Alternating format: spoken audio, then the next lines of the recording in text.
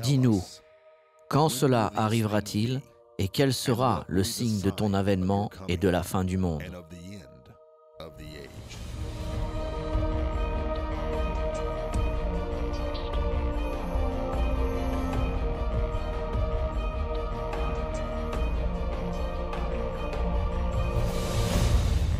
La prophétie que nous étudions aujourd'hui est l'une des plus importantes de la Bible.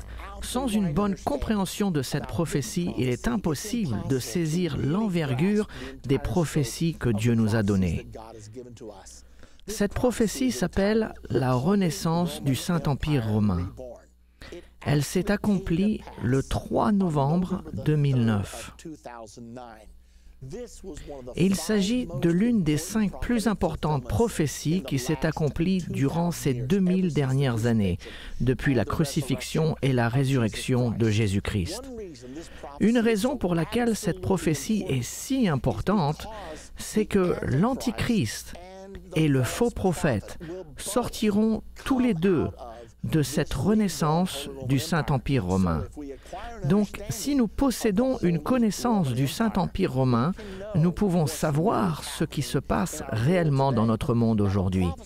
La prophétie sur la renaissance du Saint-Empire romain nous est donnée à 2 reprises dans les Écritures. Elle est dépeinte une fois par une femme assise sur le dos d'une bête. Il est intéressant de noter que l'emblème en dehors du Parlement européen à Bruxelles, en Belgique, à l'extérieur de ce Parlement, tel que vous le voyez ici, il y a un taureau avec une femme, Europa, assise sur son dos. Et l'Écriture décrit cette entité même. Et cette Écriture nous a été donnée il y a 2500 ans. Et elle utilise le même symbole, la femme, sur le dos d'une bête. Quelle chose remarquable! La prophétie se trouve dans Daniel, au chapitre 2, au verset 31 à 45. Et afin de pouvoir apprécier cette prophétie, nous devons prendre un instant pour nous familiariser avec le cadre. Il s'agit de la période de captivité d'Israël par les Babyloniens. C'est arrivé parce qu'Israël avait péché, Dieu a jugé de les exiler pendant 70 ans. Parmi les premiers exilés étaient Daniel et les 3 enfants hébreux. Très rapidement, Daniel est devenu l'un des conseillers spirituels de Nebuchadnezzar, roi de Babylone. Maintenant, nous devons comprendre que Babylone dominait le monde à cette époque. Immédiatement, Daniel a été promu à un poste très important. Une nuit, le roi Nebuchadnezzar est parti se coucher et il a eu un rêve. Et à son réveil, le lendemain matin, il se souvint d'avoir un rêve. Ce rêve l'avait perturbé. Il savait que ce rêve était important, mais il ne se souvenait pas de ce contenu. Avez-vous déjà eu cette expérience? Eh bien, c'est ce qui lui est arrivé. Cependant, le roi Nebuchadnezzar, habitué à toujours arriver à ses fins, il s'est dit qu'il avait toujours bien payé ses sages. Il a dit « Je les nourris tous les jours, je les paye, il est temps pour eux de mériter leur salaire. » Il convoqua donc le chef des sages et lui dit « J'ai fait un rêve la nuit dernière. » Et le sage répondit « Pas de problème, racontez-moi votre rêve au roi et nous vous l'expliquerons. » Et Nebuchadnezzar dit « C'est justement cela le problème, je ne me souviens pas ce dont j'ai rêvé. » Je veux que vous me disiez mon rêve et ce qu'il signifie. Les sages étaient donc très perturbés. Ils dirent au roi, « Personne ne nous a jamais demandé de faire une telle chose auparavant. » Nebuchadnezzar a dit, « C'est bien ce que je pensais. Vous êtes tous des imposteurs. Vous êtes tous une bande de charlatans. Je ne vous nourrirai plus. » Et il ordonna de tuer sur le champ tous les sages du royaume. C'était une mauvaise nouvelle, bien évidemment. Et ils sont venus chez Daniel, frappèrent à sa porte et annoncèrent « Nous sommes ici pour te tuer. » C'était bien évidemment une nouvelle effrayante. Et Daniel dit « Attendez un instant, ça ne me dérange pas de mourir, mais dites-moi s'il vous plaît pour quelle raison ?» Et ils lui racontèrent très vite l'histoire. Daniel dit « Arrêtez votre programme d'extermination. Je ne peux pas dire au roi son rêve, mais je sers un Dieu qui révèle les secrets des cœurs des hommes, et il peut me révéler son rêve. Je vais aller le prier, et il me révélera le rêve. Puis je le dirai au roi Nebuchadnezzar. » Ils eurent tous un soupir de soulagement, espérant que Daniel pourrait le faire. Daniel fit venir ses 3 amis, Shadrach, Mishach et Abednego, les 3 enfants hébreux, et ils jeûnèrent et prièrent. Le soir même, Daniel partit se coucher et fit un rêve. Et à son réveil, le lendemain matin, il savait que Dieu lui avait révélé le rêve de Nebuchadnezzar. Et en plus, Dieu lui avait donné de comprendre sa signification. Alors, Daniel fut rapidement conduit au roi Nebuchadnezzar pour lui dire son rêve et son interprétation. Maintenant, j'imagine qu'il y avait beaucoup d'appréhension dans le palais ce jour-là, dans la salle du trône. Tout le monde espérait que ce jeune homme juif qui est venu de Jérusalem en captivité serait capable de dire le rêve et de l'interpréter. Voici ce qui arriva ensuite. Daniel commença à raconter le rêve et il dit « Ce que tu as vu, roi, était une image. L'image avait une tête d'or, les bras et la poitrine d'argent, le ventre et les cuisses de laiton, les jambes de fer et les pieds de fer et d'argile mélangés. Alors que tu regardais, une pierre se détacha de la montagne en roulant, elle frappa les pieds de l'image et l'image s'effondra en morceaux. Elle s'est désintégrée comme une paille sur l'air de battage et qui est emportée par le vent d'été. Le roi Nebuchadnezzar fut abasourdi car avez-vous déjà oublié quelque chose et quelqu'un vous rafraîchit la mémoire ? Eh bien, c'est ce qui s'est produit avec le roi. Dès que Daniel a commencé à lui dire le rêve, il a commencé à se souvenir de son rêve. Et il dit, « Daniel, c'est incroyable. Le Dieu que tu sers est vraiment capable de révéler les secrets des cœurs des hommes. » Ainsi, Nebuchadnezzar, roi du monde, réalise qu'il existe un véritable Dieu et qu'il y a des gens qui communiquent avec ce vrai Dieu. Ceci a préparé le terrain pour les futurs événements de la vie de Daniel dans le royaume babylonien.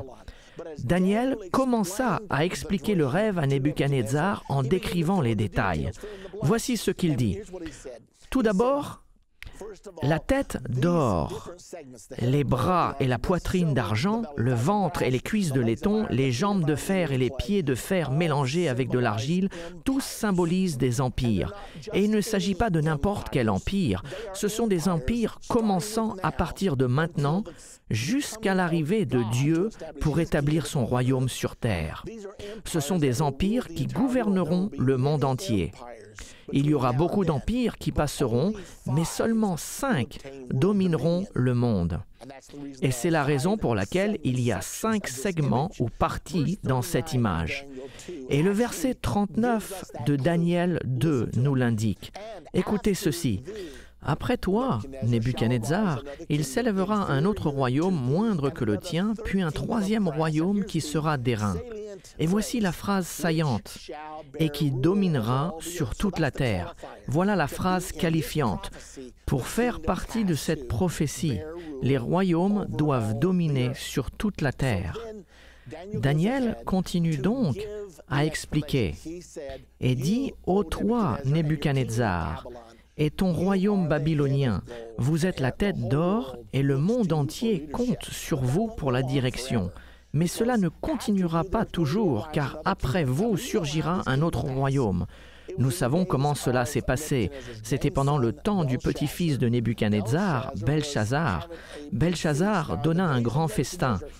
Pendant son règne, Nebuchadnezzar avait conquis Jérusalem et il avait emporté les vases d'or et d'argent consacrés au service de Dieu dans le temple.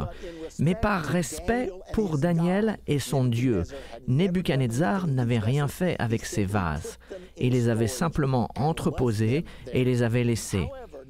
Cependant, Nebuchadnezzar n'avait pas transmis ces valeurs à son petit-fils. Et voici qu'un soir, Belshazar fait la fête.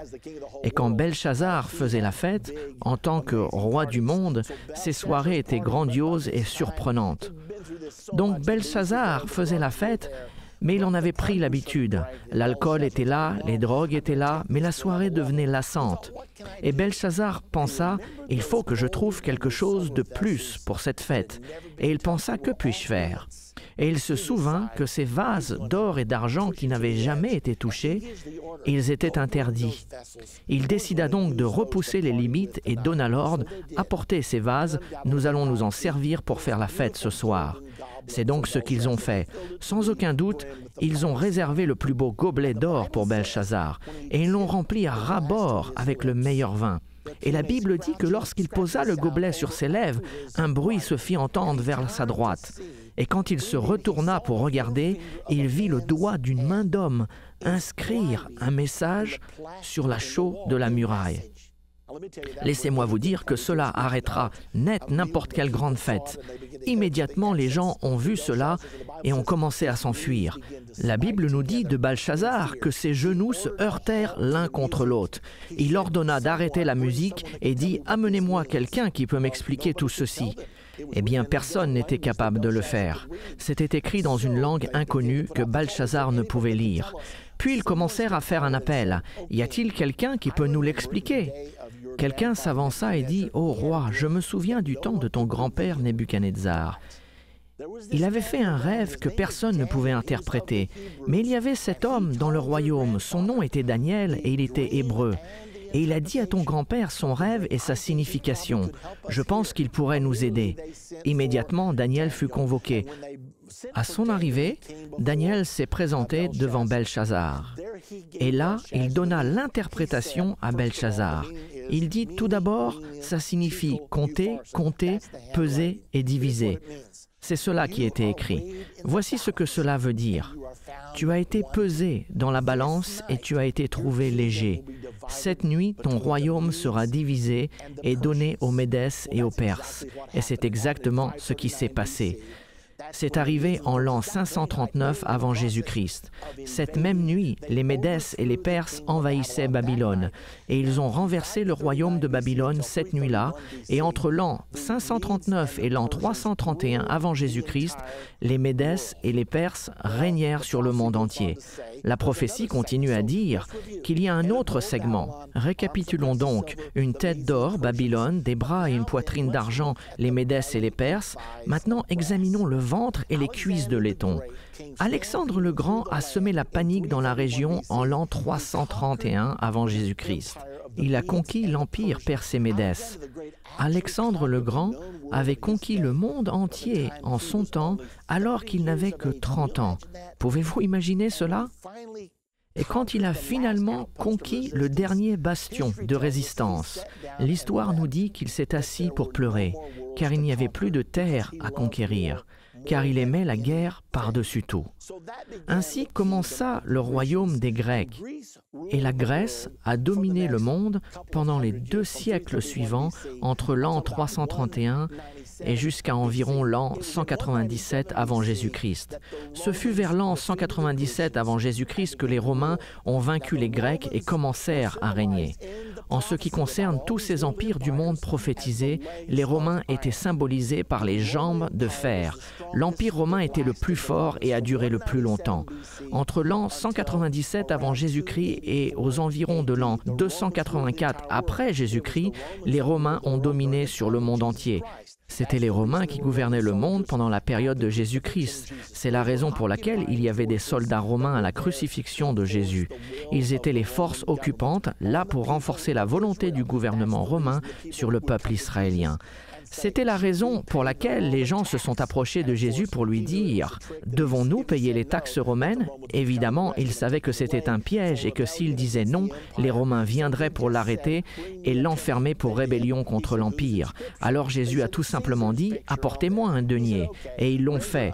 Jésus a dit « Quelle est l'inscription sur ce denier ?» Ils répondirent « C'est l'effigie de César ». Et Jésus dit « Rendez à César ce qui appartient à César et à Dieu ce qui est à Dieu ».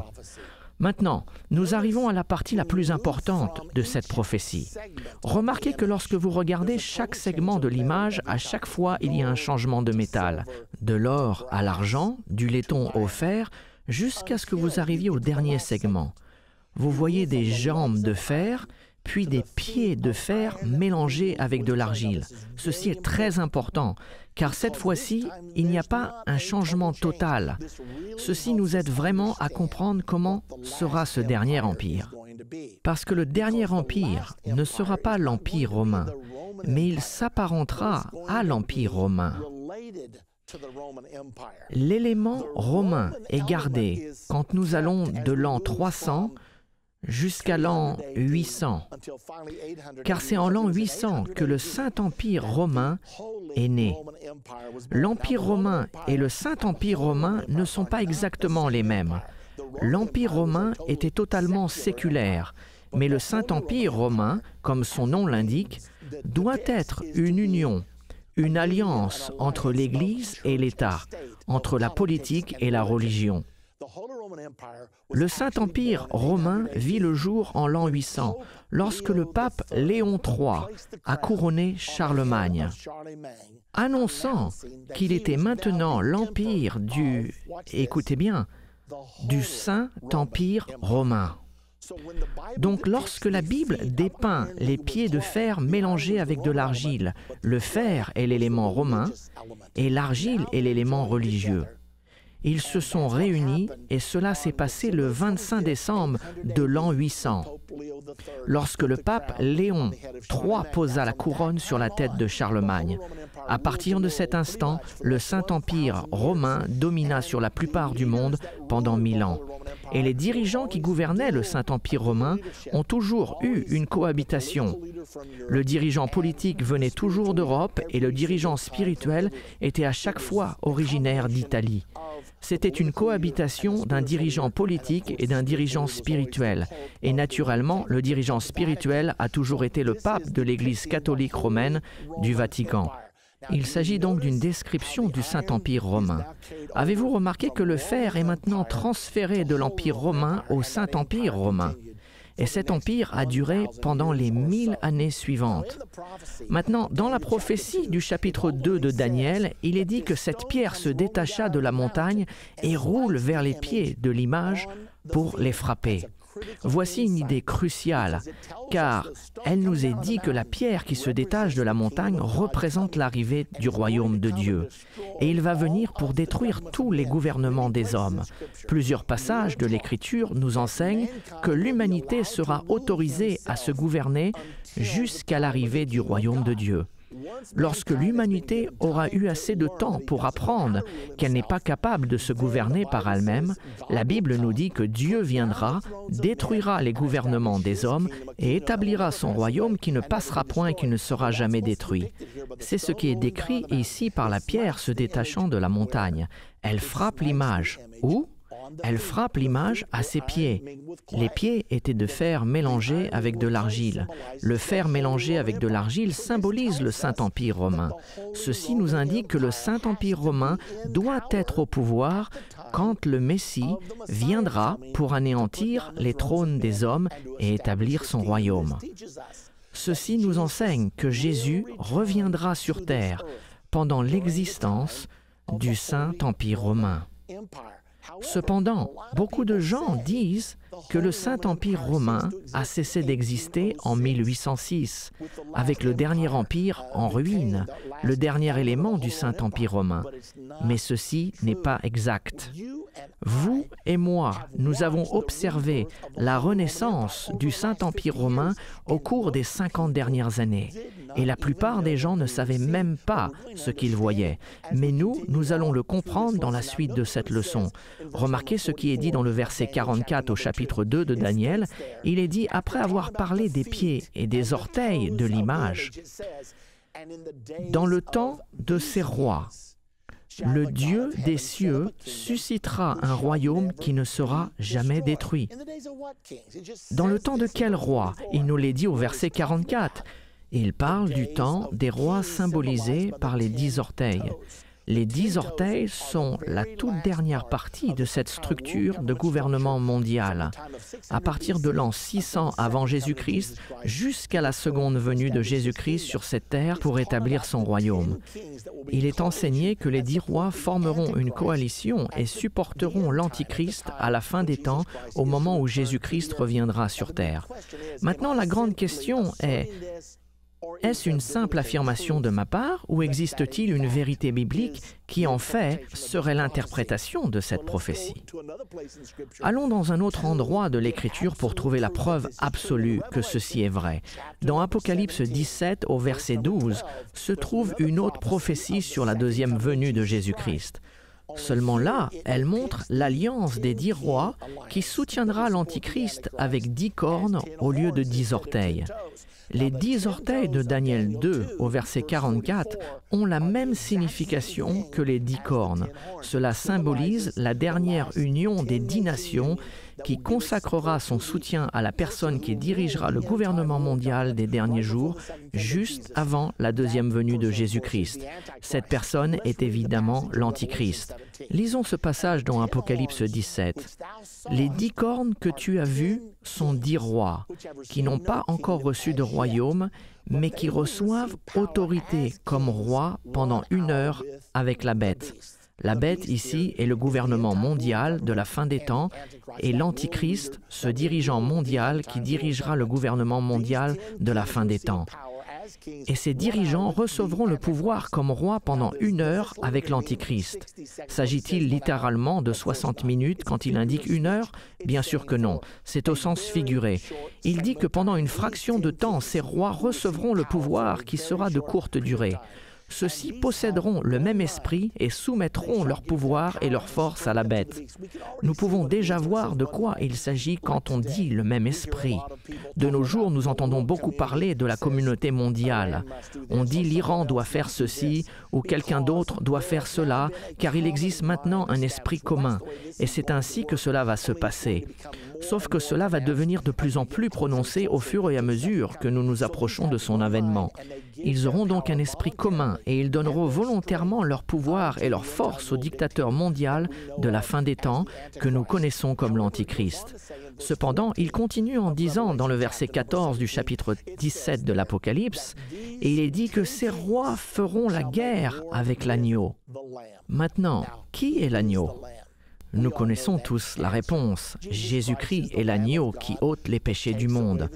Donc quand Jésus-Christ reviendra pour établir son royaume, ces 10 rois en alliance avec l'Antichrist vont combattre contre Jésus lors de son arrivée. Ceux-ci feront la guerre contre l'agneau, Jésus-Christ. Vous souvenez-vous de ce que Jean-Baptiste a dit lorsque Jésus-Christ est arrivé sur la scène pour se faire baptiser? Souvenez-vous que Jean-Baptiste leva les yeux, vit Jésus et s'exclama « Voici l'agneau de Dieu qui ôte le péché du monde ». Jésus est donc l'agneau, et lorsqu'il reviendra, ils vont lui résister. La Bible dit, ils combattront contre l'agneau, et l'agneau les vaincra parce qu'il est le Seigneur des seigneurs et le Roi des rois. Et les appelés, les élus et les fidèles qui sont avec lui les vaincront aussi. Ainsi, lorsque Jésus reviendra, nous l'aurons déjà rejoint dans les airs. Car ceux qui font partie de l'Église de Jésus-Christ, ceux qui sont nés de nouveau, seront enlevés pour aller à la rencontre du Seigneur dans les airs. Puis nous partirons avec lui. Il descendra sur le mont des Oliviers à Jérusalem pour la bataille d'Armageddon. C'est alors que les empires du monde vont résister à Jésus-Christ, mais il triomphera, car il est le Seigneur des seigneurs, le Roi des rois, et ceux qui seront avec lui seront les appelés, les choisis et les fidèles. Maintenant, ceci est vraiment important si vous désirez être avec lui. Tout le monde est appelé. La Bible nous dit « beaucoup sont appelés ». Ensuite, elle dit « mais peu sont élus ». Une fois que vous êtes appelé, vous devez conformer votre vie à Jésus-Christ et apprendre à devenir son vrai disciple et marcher avec lui. Ensuite, après avoir été appelé et choisi, il est vital que vous soyez fidèle. Ainsi, nous avons examiné la prophétie qui parle de la renaissance du Saint-Empire romain. Je vous ai dit dans la leçon d'aujourd'hui que ceci est déjà arrivé. Dans la prochaine partie de la fin de l'ère, vous découvrirez en détail comment cette prophétie a été accomplie. Et c'est absolument incroyable que vous et moi, nous soyons témoins de cette importante réalisation prophétique qui a eu lieu le 3 novembre 2009. L'une des 5 plus importantes prophéties qui s'est accomplie durant ces 2000 dernières années. Cependant, la chose la plus étonnante, c'est que le monde ne s'en est même pas rendu compte. Ils n'ont pas su que l'une des plus importantes prophéties de la Bible s'est réalisée. Néanmoins, si vous comprenez la Bible, vous le savez, vous l'avez suivie, vous avez réalisé que vous avez été témoin d'une des plus grandes réalisations prophétiques de ces 2000 dernières années. Vous savez que cela s'est produit avec la première venue de Jésus-Christ. Sa première venue, il y avait 100 prophéties spécifiques et elles se sont toutes accomplies, mais la plupart des gens l'avaient totalement ignorée. Tout comme la plupart des gens sont passés à côté de la renaissance du Saint-Empire romain qui vient de se produire récemment. Ils l'ont manqué. Pourquoi? Parce qu'ils ne connaissaient pas les prophéties et ils ne les comprenaient pas. Donc en résumé, quelle est la chose importante à se souvenir concernant cette prophétie du Saint-Empire romain? C'est les pieds de fer mélangés avec de l'argile. Il est crucial de savoir qu'il y aura 2 dirigeants dans ce Saint-Empire romain. Il y a toujours eu un dirigeant politique et un dirigeant spirituel.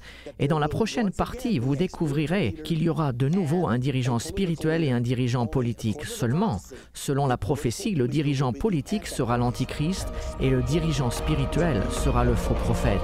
Il est donc très important que nous le réalisions. Dans la partie précédente de la fin de l'ère, nous avons étudié la prophétie de Daniel 2 au sujet du Saint-Empire romain. Nous avons montré que Jésus-Christ reviendra sur terre pendant le règne du Saint-Empire romain et que l'Antichrist et le faux prophète viendront de cette renaissance du Saint-Empire romain. Maintenant, dans la dernière partie, nous avons montré que cela s'est déjà passé, que le Saint-Empire romain a déjà été rétabli. Maintenant, nous voulons vous expliquer. Voici ce qui s'est passé concernant la renaissance du Saint-Empire romain. Après la Deuxième Guerre mondiale, les empires d'Europe étaient en ruine à cause du pillage des nazis allemands et de cette Deuxième Guerre mondiale. La Grande-Bretagne, l'Allemagne, la France, l'Italie, toutes ces grandes puissances d'Europe étaient réduites en ruine. Cependant, elles étaient les vieilles puissances traditionnelles qui dirigeaient le monde. Elles ne voulaient pas être mises de côté dans la puissante équation du nouveau monde qui allait venir. Il y avait 2 puissances nucléaires émergentes, l'Union soviétique et les États-Unis d'Amérique. Winston Churchill avait prévu qu'il fallait un réalignement radical ou bien que l'Europe deviendrait sans intérêt. Il a proposé dans un discours peu de temps après la fin de la Deuxième Guerre mondiale qu'une union des États d'Europe allait s'établir. Il a dit que dans les jours de la superpuissance nucléaire, il était nécessaire d'avoir une population de 200 millions d'habitants pour avoir assez de population et de ressources économiques pour pouvoir jouer dans la cour des puissances nucléaires. Il a dit, soit nous oublions nos différences et nous nous unifions ensemble dans l'Europe, créant ainsi les États-Unis de l'Europe, et il a vraiment employé ce terme, ou bien tout le pouvoir se déplacera vers l'URSS et les USA. Eh bien, les vieux et fiers États de l'Europe avaient l'habitude de jouer un rôle principal dans les affaires mondiales et ne voulaient pas être exclus de l'histoire. Par conséquent, ils ont pris une décision. En 1957, il y a eu un traité signé qui s'est appelé le traité de Rome. Ils ont créé, par la signature de ce traité de Rome, ce que l'on appelle aujourd'hui le marché commun. L'objectif premier était l'union économique, mais ce n'était pas l'objectif ultime. Les dirigeants savaient que l'union économique devait venir en premier et que l'union politique devait suivre. Car une fois que vous joignez des entités économiquement, ils doivent voter des lois pour contrôler et réguler leur interaction. Et finalement, vous établirez une série de lois qui deviendront une union politique ainsi qu'économique. Ainsi, tout cela a été mis en action par 6 nations. Ils ont signé le traité de Rome en 1957. Beaucoup d'autres nations en Europe doutaient que cela ne marche, alors ils se sont tenus à l'écart. Cependant, cela a fonctionné bien mieux que la plupart des gens auraient pensé. Rapidement, d'autres gens se sont joints à ce marché commun. Ils ont commencé à 6, puis 9, puis 10, puis 12, et ils ont fini à 15. Et donc, en 1992, toutes les barrières économiques avaient été renversées. Ainsi, vous pouviez récolter en Allemagne et vendre en France, au même titre que nous pouvons cultiver dans l'Indiana et vendre dans l'Illinois. Toutes les taxes d'import-export, toutes les barrières économiques ont été supprimées en 1992. Et certains ont dit « ça c'est bien ». Mais les vrais dirigeants ont dit « non, ceci est juste la première phase ». Et aussitôt, ils ont eu une autre réunion à Maastricht, en Hollande, et ils ont écrit un nouveau traité, le traité de Maastricht. L'objectif de ce traité était de passer d'une union économique à une union politique. Et en 1999, ils avaient leur monnaie commune, l'euro. Nous sommes tous familiers avec l'euro. En 2004, l'Union européenne comprenait 25 États membres. Nous parlons de 25 nations qui ont fusionné leur économie. Et en plus, elles ont abandonné leur propre monnaie et accepté la monnaie commune de l'Europe, l'euro. Et en 2007, ils étaient maintenant 27 membres appartenant à ce qui était devenu l'Union européenne. Ce n'était plus le marché commun car cette phase était finie. Ils ont donc adopté ce nom d'Union européenne. En 2007, ils étaient la puissance économique numéro 1 au monde. Sa population était de 500 millions d'habitants avec la plus grande force économique sur la planète. Voilà où ils en étaient à ce moment-là. Mais la mission n'était pas encore achevée. Nous voulons faire une petite pause ici et nous poser cette question, car j'ai dépeint un scénario que je vous demande de suivre. C'est que l'Union européenne était réellement la renaissance prophétisée du Saint-Empire romain. Ce même Saint-Empire romain qui a été prophétisé, duquel s'élèvera l'Antichrist et le faux prophète.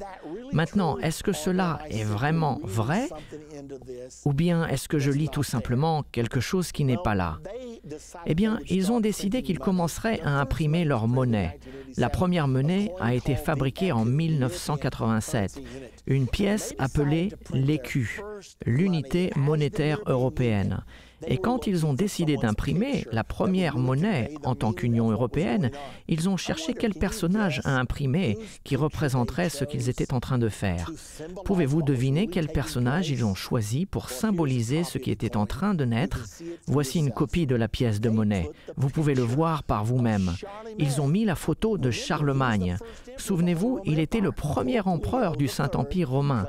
Le pape Léon III a placé une couronne sur sa tête le jour de Noël, le 25 décembre de l'an 800. Ils ont donc décidé de mettre sa photo sur la première pièce de monnaie. Comprenaient-ils qu'ils étaient au cœur de la renaissance du Saint-Empire romain? Absolument. Ce n'est pas la seule preuve que nous avons, car ils ont aussi décidé d'attribuer une récompense annuelle aux chefs d'État qui feraient le plus dans l'année pour promouvoir l'unification européenne, la réalisation de leur rêve d'avoir les États-Unis de l'Europe. Et ils cherchaient un nom pour ce prix de l'unification européenne. Pouvez-vous deviner comment ils ont décidé de l'appeler? Eh bien, je vous le donne en mille. C'est le prix Charlemagne. Et ce prix est donné chaque année. Vous pouvez voir la photo du président Clinton. Il a reçu le prix Charlemagne en l'an 2000. Pourquoi? Car il y avait un problème avec la Yougoslavie.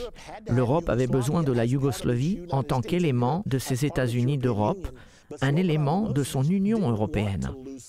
Mais Slobodan Milošević ne voulait pas perdre sa souveraineté et résistait pour entrer dans l'Union européenne. Alors il a dû être évincé et le président Clinton s'est chargé de le faire.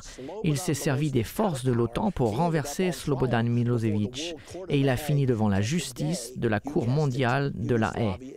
Et aujourd'hui, vous l'avez deviné, la Yougoslavie fait partie de l'Union européenne et le président Clinton a reçu un prix pour cela.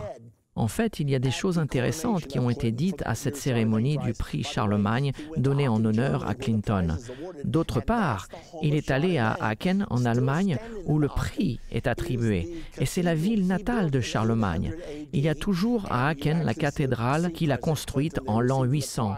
Et vous pouvez y voir le président Clinton ici recevoir son prix. Écoutez certaines choses que Clinton a dites dans son discours d'acceptation. Le travail de construire une Europe unie n'est certainement pas fini. Il est important de ne pas trop se donner d'autosatisfaction. Clinton a dit cela en devenant le 3e Américain à recevoir ce prix international et prestigieux, le prix Charlemagne, pour avoir promu l'unité européenne. Ainsi, Clinton a compris pleinement ce que ce prix signifiait. Il a compris ce qu'il faisait quand il dirigeait les opérations contre Slobodan Milošević. Et il a compris qu'il avait reçu le prix pour avoir ramené la Yougoslavie dans les États-Unis de l'Europe. Mais ce n'est pas tout. Non seulement nous avons la photo de Charlemagne sur la première pièce de monnaie, non seulement nous avons le prix Charlemagne, mais l'hebdomadaire le plus important en Europe, l'Économiste. Certains l'appellent la revue des rois et des présidents. C'est la revue la plus suivie en Europe. Elle appartient à la famille Rothschild. Elle sort chaque semaine et ce magazine L'Économiste consacre une page chaque semaine dans chaque numéro à l'unification européenne et aux derniers développements qui se sont passés dans la semaine pour l'unification européenne depuis la sortie du marché commun. Maintenant, pouvez-vous imaginer comment ils appellent cette page spéciale chaque semaine? Vous commencez à le voir maintenant? La voici. Elle est appelée la page Charlemagne. Maintenant, savent-ils ce qu'ils font ou pas? D'autre part, d'autres nations essayent toujours de s'y joindre, car l'Union européenne devient de plus en plus puissante, pas seulement en tant que quantité économique, mais en tant qu'union politique dans le monde, et beaucoup cherchent à faire partie de l'Union européenne.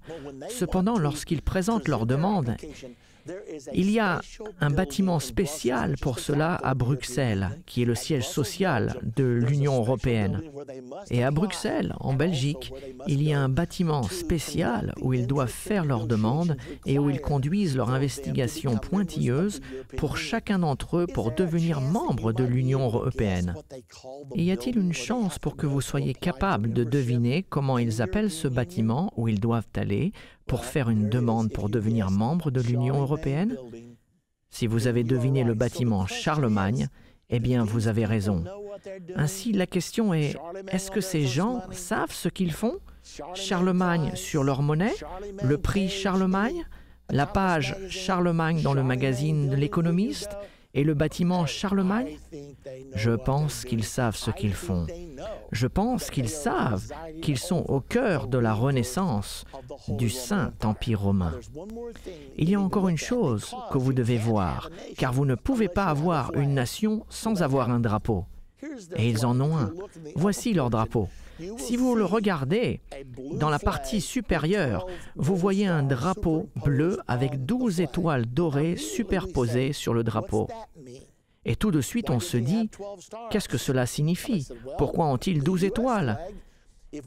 Quelqu'un a dit, sur le drapeau des États-Unis, puisque nous avons 50 États, donc nous avons 50 étoiles. Quand nous avions 48 États, nous avions 48 étoiles. Mais eux, ils n'ont pas 12 États. Ils sont aujourd'hui à 27 et ils ont toujours 12 étoiles. J'ai demandé aux gens qui travaillaient au Parlement à Bruxelles, lorsque j'étais en train de le visiter, « Pourquoi avez-vous seulement 12 étoiles sur votre drapeau ?» Ils m'ont regardé, abasourdi, et m'ont répondu, « Eh bien, nous avons 12 membres. » Je leur ai dit, « Non, vous en avez actuellement 27. » Et ils m'ont répondu, « On ne sait pas exactement. » J'ai découvert pourquoi ils ont 12 étoiles.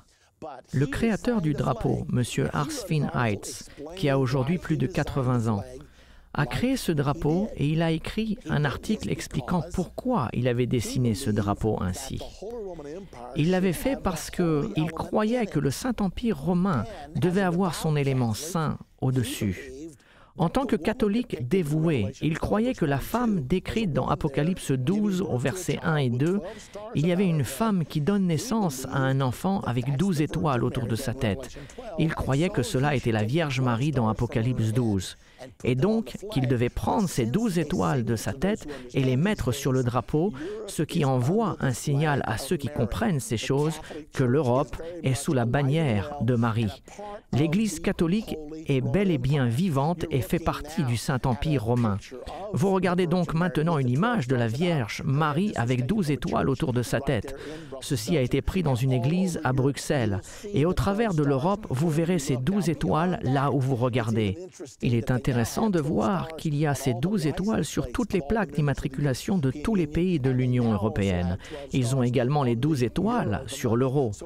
Alors, elles sont partout et c'est le symbole, souvenez-vous, du Saint-Empire romain, qui est l'alliance de l'Église avec l'État et de la politique avec la religion. Il restait une chose dont l'Europe avait besoin pour vraiment être les États-Unis de l'Europe ou l'Union européenne. Ils pensaient qu'ils devraient avoir une constitution. Donc ils ont commencé à travailler dessus. Et le 29 octobre 2004, ils ont signé une constitution. Ils se sont réunis à l'endroit même où le traité de Rome avait été signé pour fonder le marché commun en 1957. Ils étaient 25 à ce moment-là et ils ont tous signé la Constitution. Cependant, il y avait un réel problème car toutes les nations participantes, les 25, devaient obtenir un vote de leur peuple. Et chaque citoyen devait être d'accord avec cette nouvelle constitution. Bien, pouvez-vous imaginer d'essayer d'avoir un accord unanime parmi 25 nations? C'était presque impossible. C'était impossible, car en 2005, la France a tenu son référendum et les Français ont voté contre, car ils savaient que ce serait la fin de leur souveraineté française. Peu de temps après, le peuple hollandais a voté contre lui aussi. Donc, l'Europe a passé 2 ans à réexaminer sa constitution. Qu'allons-nous faire maintenant? Nous pensions que nous étions sur le point d'achever notre rêve d'avoir les États-Unis de l'Europe. Nous avons travaillé sur cela depuis la Deuxième Guerre mondiale. Nous avons travaillé sur cela depuis la fondation du Saint-Empire romain en 1957. Et maintenant, il semblerait que le tout s'émiette à cause du manque de vision du peuple français et hollandais. Alors ils se sont réunis de nouveau pour se poser la question « Que fait-on maintenant ?» Cependant, vous savez comment les politiciens peuvent être quelquefois remplis d'idées. Certains politiciens ont dit « Vous savez, tout n'est pas perdu. Nous n'aurons probablement jamais assez de votes de chaque nation pour être approuvés, mais il y a un moyen de contourner cela. Si nous changeons cette constitution en traité et que chacun d'entre nous adopte ce traité, nous pouvons arriver au même objectif. Et les traités n'exigent pas un référendum du peuple. Alors voilà comment l'idée est née. Le 13 décembre 2007, les 27 nations sont allées à Lisbonne, au Portugal, et là, ils ont signé ce nouveau traité que tout le monde savait contenait tous les éléments de la Constitution. Mais alors, quand est-ce qu'une Constitution n'est pas une Constitution? Quand les politiciens disent ce n'est pas une Constitution, c'est un traité. Et de suite, notre problème est résolu. Donc, toutes les nations ont signé. Cependant, ils devaient toujours faire exécuter une ratification au Parlement. Ils n'avaient pas besoin d'un référendum, à l'exception d'une nation problématique. L'Irlande du Nord avait écrit dans sa constitution qu'un référendum était nécessaire. Eh bien, nation après nation, la France, la Hollande a immédiatement commencé à ratifier dans leur Parlement. La destinée de l'Union européenne est aux mains des politiciens les plus sages, qui savent ce qui est le mieux pour leur peuple quand ils ne savent même pas ce qui est le mieux pour eux-mêmes. Mais quand c'était le moment de voter en Irlande, les Irlandais savaient que c'était la fin de la souveraineté irlandaise s'ils disaient oui, et ont donc voté non. Alors nous avons ce petit pays qui gâche ce grand rêve. Très rapidement, les plus grands membres de l'Union européenne ont dit à l'Irlande « Si vous voulez rester dans l'Union européenne, il va falloir trouver un moyen de changer votre vote. » Alors ils ont commencé à acheminer des fonds et ont lancé une énorme campagne de relations publiques et dépensé des centaines de millions d'euros. Et une année après, le peuple irlandais décidait de revoter. À ce moment-là, en 2008, ils se trouvaient au milieu d'une crise économique et ils ont commencé à penser « Que va-t-il se passer si nous restons seuls? Nous avons la protection de l'Union européenne. Vous savez, peut-être que ce serait une bonne chose de faire partie de l'Union européenne. » Alors, ils ont voté de nouveau et évidemment, ils ont approuvé.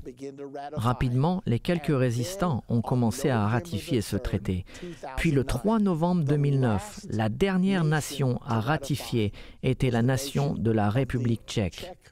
Et ils l'ont ratifié. Et quand ils l'ont fait, le Saint-Empire romain était de nouveau né. Le 3 novembre 2009, cette entité est née. Celui qui va être au pouvoir sur terre au moment de l'Antichrist, du faux prophète et du retour de Jésus-Christ. Il est donc existant aujourd'hui. Nous allons voir une vidéo maintenant où vous allez être témoin des signatures. Remarquez que les signatures sont faites dans un monastère. Pourquoi à cet endroit?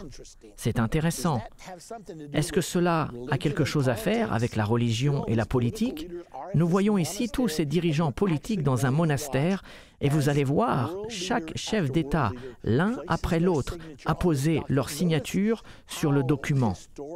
Maintenant, notez à quel point ceci est historique. Notez quelle importance ils donnent à tout cela. Et ils ont raison. Ils savent ce qu'ils font. Ils savent que cela est un tournant et qu'ils donnent naissance de nouveau au Saint-Empire romain. Regardez cela.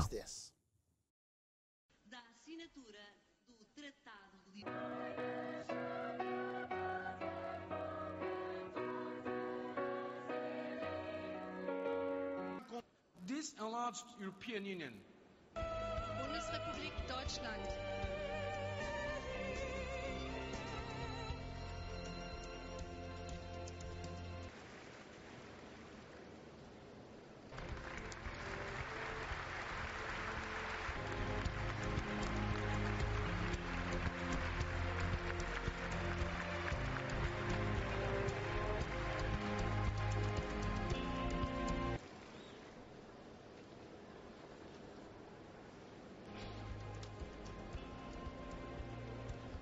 Reino dos Países Baixos. Het Koninkrijk der Nederlanden.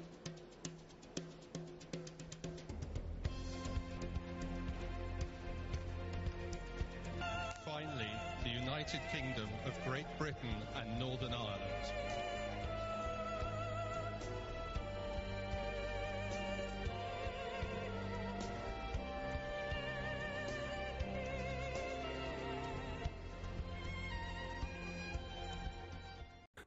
Il y aura bien un Monsieur Europe, un président permanent et un ministre des Affaires étrangères pour l'Europe. Ces personnes sont désignées pour se traiter à avoir davantage de puissance au fil du temps, en sorte que l'Europe devienne plus centralisée afin que le pouvoir passe de la main des nations membres à celle de Bruxelles. Nous pensons que ceci ramène l'Europe dans la mauvaise direction.